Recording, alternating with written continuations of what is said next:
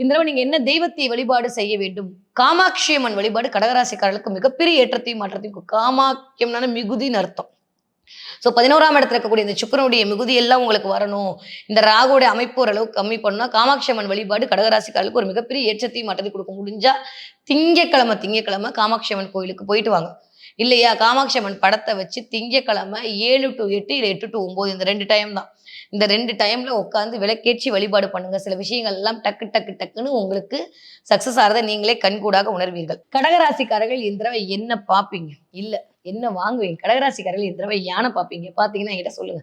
யானை பார்க்கறது, யானையிடம் ஆசீர்வாதம் வாங்குறது, யானையோட தன்மையோடு உங்களுக்கு ஒரு சில பிளெஸிங் கிடைக்கிறது. நீங்க போற இடத்துல ஏதோ ஒரு யானை இமேஜ் பார்க்கறது, ஒரு மிகப்பெரிய யூடியூப் மிகப்பெரிய யானை, அந்த கும்கி யானைலாம் உங்க கண்ணுல படுறதுன்ற மாதிரியான சில விஷயங்கள்லாம் உங்க கண்ணுல படும்.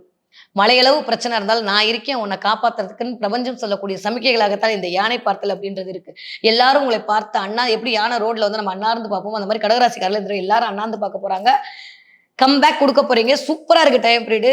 கெத்தா சில விஷயத்த யோசிக்காம டக்குன்னு இறங்கக்கூடிய கடகராசிக்காரர்களுக்கு தொட்டதெல்லாம் துலங்கக்கூடிய மாதமாகத்தான் இந்த மாசி மாதம் இனிதே மலர காத்திருக்கிறது.